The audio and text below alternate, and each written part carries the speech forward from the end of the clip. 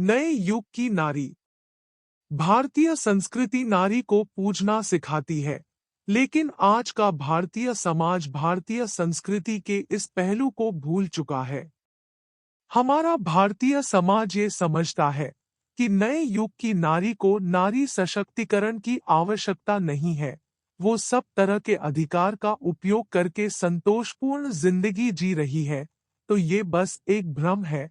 हाँ, ये बात सच है कि आज की नारी को पहले की तरह पर्दा प्रथा तथा सती प्रथा जैसी कष्टपूर्ण तथा अन्यायपूर्ण प्रथाओं का पालन करना पड़ता था। लेकिन आज भी भारत के कुछ गांवों में स्त्रियों को पर्दा प्रथा, सती प्रथा, बाल विवाह और बहुविवाह जैसी कुप्रथाओं का दंश झेलना पड़ रहा है। इसके अलावा संपूर्ण भारत में विभिन्न डिपार्टमेंट में भेदभावपूर्ण न व्यवहार, मेहनत का कम वेतन मिलना, छेड़छाड़, रेप और अन्य प्रकार की समस्याओं का सामना करना पड़ रहा है। इस लेख में हम इसी बात पर जानकारी प्राप्त करेंगे कि क्या भारत में नए युग की नारी की परिपूर्णता एक मिथक है। संकेत सूची, टेबल ऑफ कंटेंट्स। टाइम्स प्रस्तावना। टाइम्स भारत में स्त्रियों के अधिकार, जिसको हर स्त्री को जानना चाहिए। टाइम्स आधुनिक भारतीय समाज में स्त्रियों की स्थिति। टाइम्स आधुनिक भारतीय समाज में स्त्रियों की समस्याएं। टाइम्स भारतीय समाज में स्त्रियों के साथ भेदभाव के कारण। टाइम्स उपसंहार। टाइम्स प्रस्तावना। 51.80% पुरुष आबादी की तुलना में भारत में 48.20% महिला आबादी है। भारत की लगभग आधी जनसंख्या महिलाएं हैं। इन वर्षों में हमने सार्वजनिक जीवन में महिलाओं को बढ़ते हुए देखा है। कार्यालयों में काम करना, अंतर्राष्ट्रीय खेलों में प्रतिनिधित्व करना, नौकरशाही, राजनीति, अंतर्राष्ट्रीय संगठनों में और बहुत कुछ। यह बदलाव सकारात्मक है और पहले से कहीं ज्यादा तेजी से हो रहा है। लेकिन क्या ये केवल कागज में है या सच में ही भारतीय नारी आधुनिक भारतीय समाज में परिपूर्णता का अनुभव करती है?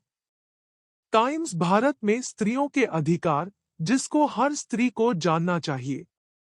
भारत में यह देखा गया है कि महिलाएं अपने अधिकारों के बारे में ज्यादा जागरूक नहीं हैं और समाज में यह स्थिति कई पीढ़ियों से लगातार बनी हुई है।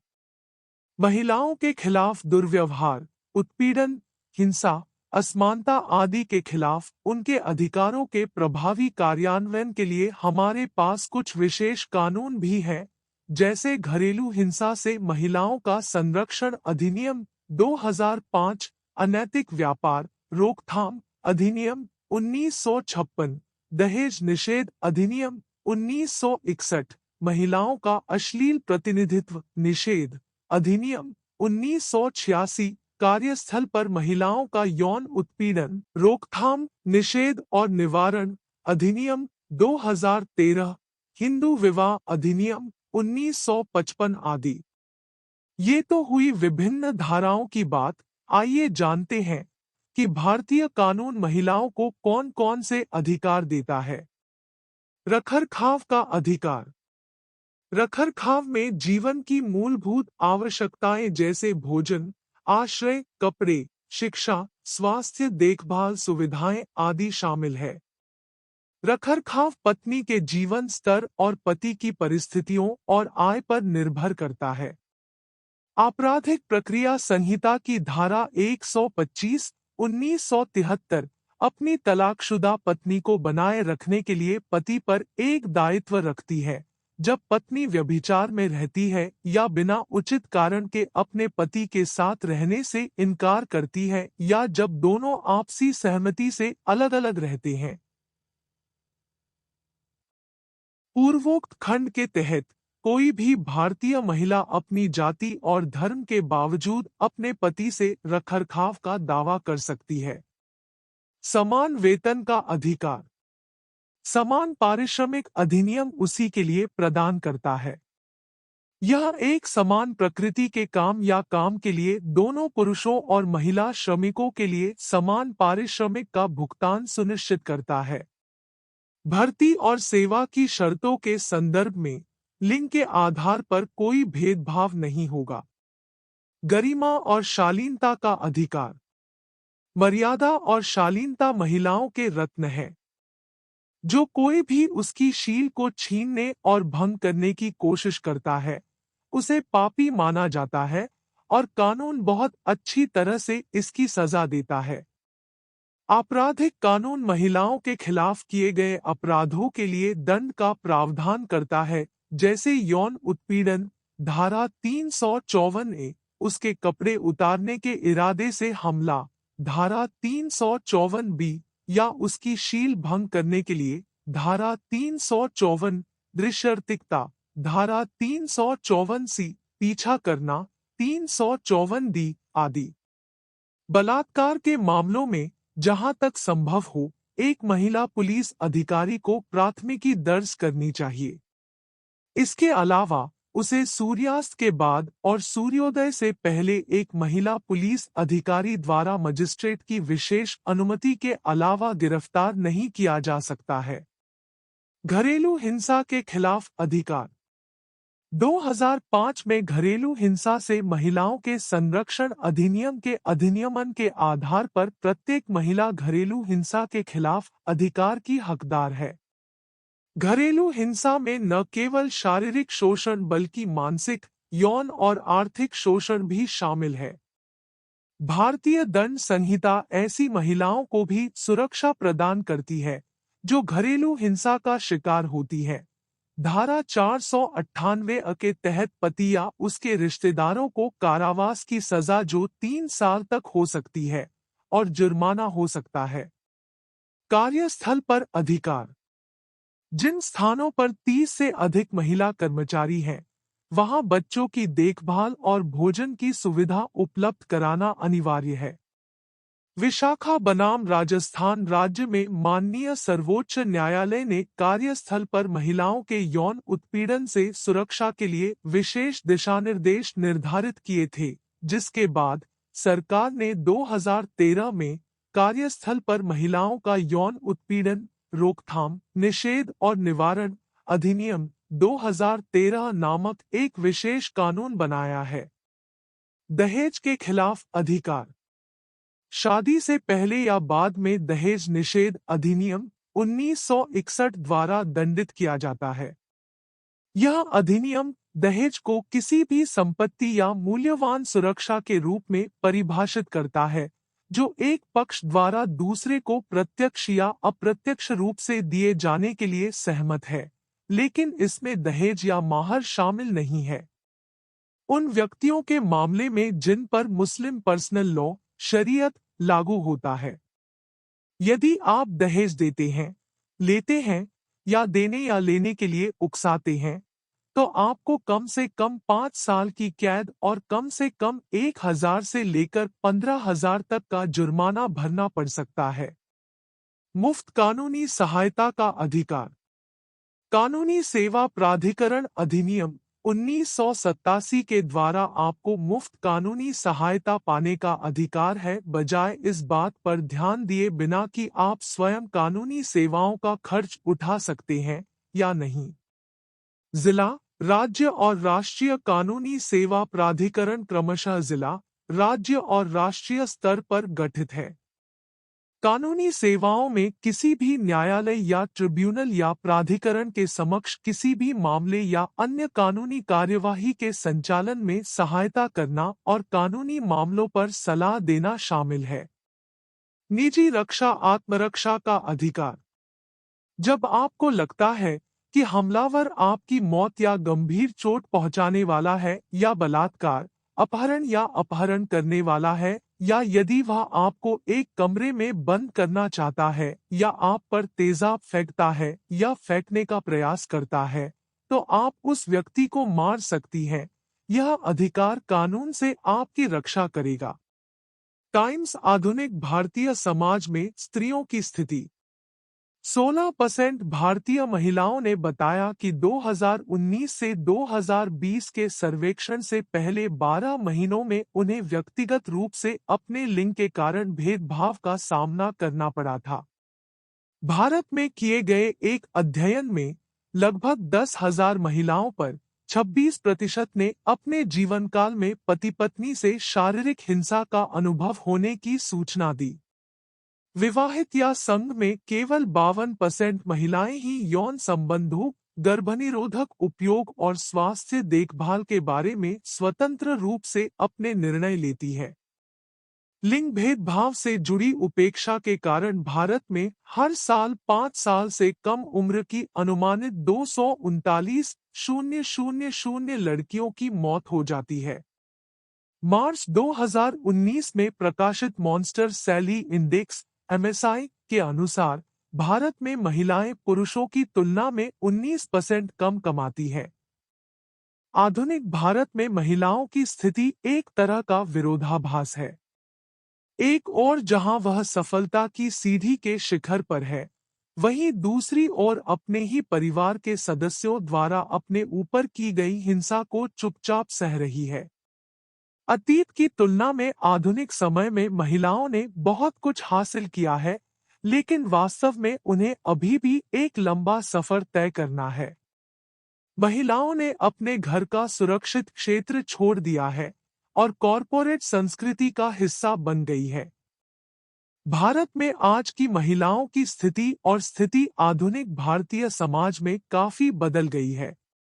महिलाओं के प्रति भेदभाव के बिना भारतीय कानून बनाए जा रहे हैं, जिसके परिणामस्वरूप भारतीय महिलाएं हमारे समाज में एक उच्च स्थान प्राप्त कर रही हैं।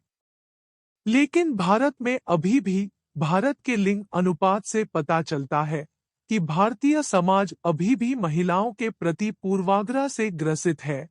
यौन हिंसा, सुरक्षा के मुद्दे अभी भी उन्हें चिंतित करते हैं। टाइम्स आधुनिक भारतीय समाज में स्त्रियों की समस्याएं।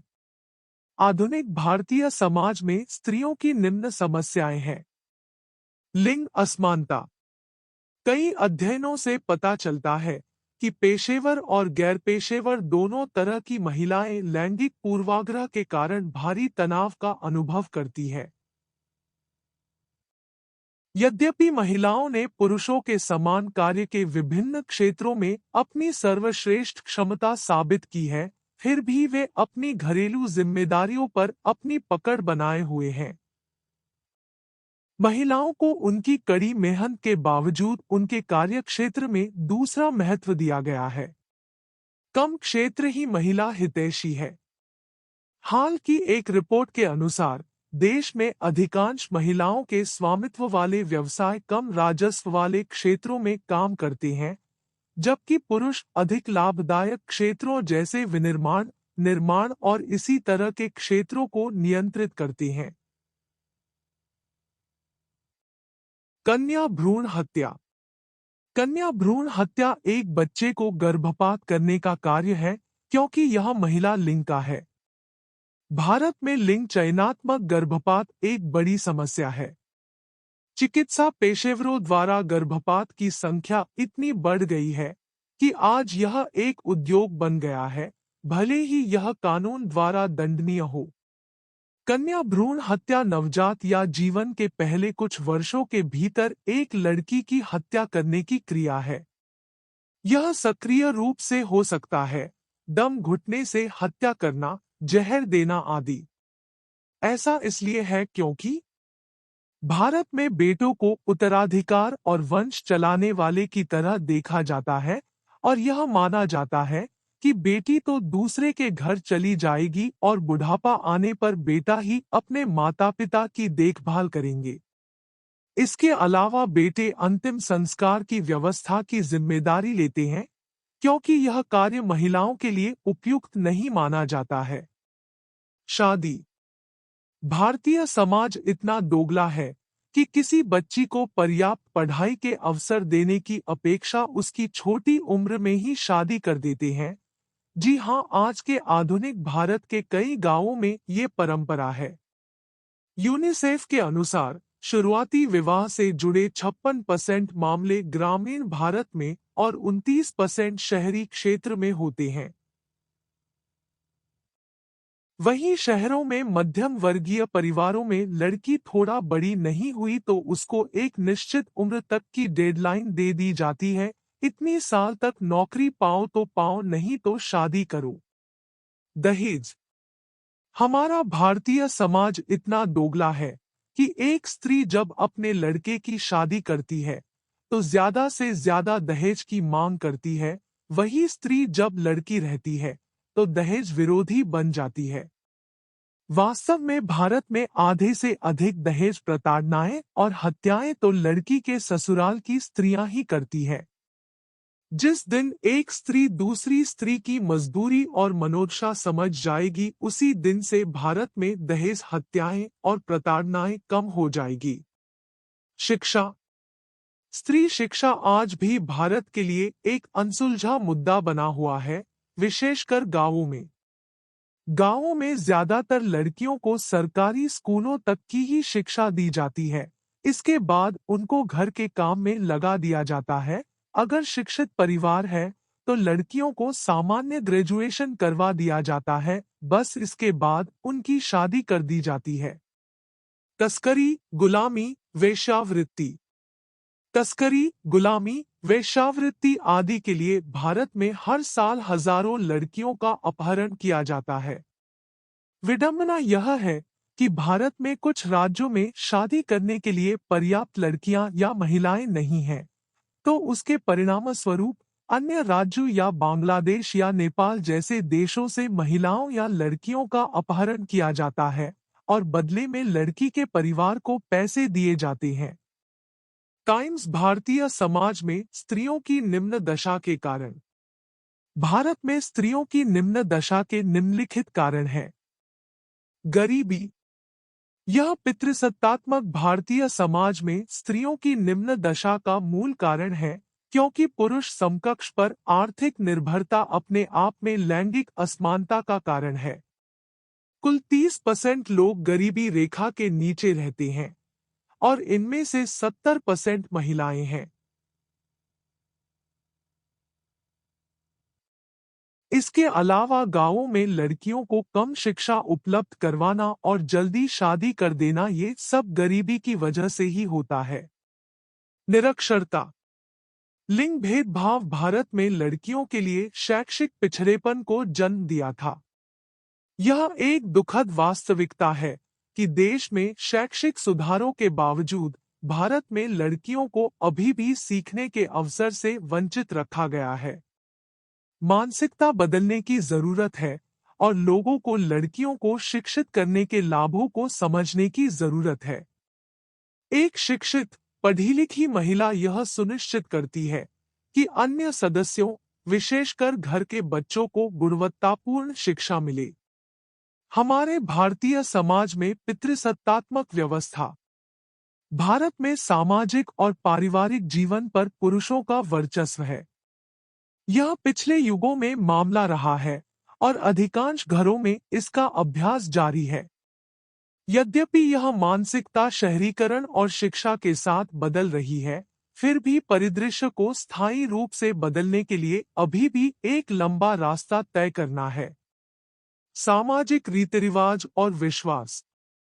आज तक बहुत से परिवारों में एक पुरुष बच्चे को प्राथमिकता दी जाती है और बेटी के प्रति अरुचि होती है। बेटों, विशेष रूप से व्यापारिक समुदायों में, आर्थिक, राजनीतिक और अनुष्ठानिक संपत्ति माना जाता है, जहां बेटियों को देनदारियां माना जाता है। रीति रिवाज का ये परिणाम है कि आज भी राजस्थान के कई इलाकों में बाल विवाह प्रचलित है। महिलाओं में जागरूकता की कमी। अधिकांश महिलाएं अपने मौलिक अधिकारों और क्षमताओं से अनजान हैं। उन्हें इस बात की बुनियादी समझ नहीं है कि सामाजिक, आर्थिक और राजनीतिक ताकतें उन्हें कैसे प्रभावित करती हैं। वे उन सभी भेदभावपूर्ण प्रथाओं को स्वीकार करते हैं जो परिवारों में परंपरा और सामाजिक मानदंडों के नाम पर मुख्य रूप से उनकी अज्ञानता और अनभिज्ञता के कारण पीढ़ी से चली आ रही है। पूरे भारत में लिंग आधारित भेदभाव को तभी रोका जा सकता है जब लड़कियों को जीवन में सीखने और बढ़ने के अवसर से वंचित न किया जाए। लड़कों की तरह लड़कियों को शैक्षिक अवसरों के मामले में जीवन में एक अच्छी शुरुआत मिलनी चाहिए। इससे उन्हें आर्थिक स्वतंत्रता प्राप्त करने में मदद मिलेगी और उन्हें अपने और उस समाज के उत्थान में योगदान करने के लिए उचित रूप से सुसज्जित होने में मदद मिलेगी, जिसका वे हिस्सा है। टाइम्स उपसंहार। भारतीय संस्कृति में नारी को देवी कहा जाता है और हमारे उपनिषदों में लिखा है कि जहां नारी की पूजा होती है वहां पर ईश्वर निवास करते हैं। लेकिन आज के आधुनिक भारतीय समाज में देवी को संज्ञा न दो, बस उनको स्त्री ही बने रहने दो और उससे मानव जैसे व्यवहार करो। आज का आधुनिक भारतीय समाज चाहे जितना विकास कर लिया हो, लेकिन अब भी सोच पुरानी ही है। हमारे भारत में उस दिन स्त्रियों को परिपूर्णता का एहसास होगा जिस दिन भारतीय समाज अपनी सोच बदलेगा और इस दिशा में भारत की युवा पीढ़ी तथा खुद लड़कियों को सजग होना पड़ेगा, तभी भारतीय समाज एक समान समाज कहलाएगा।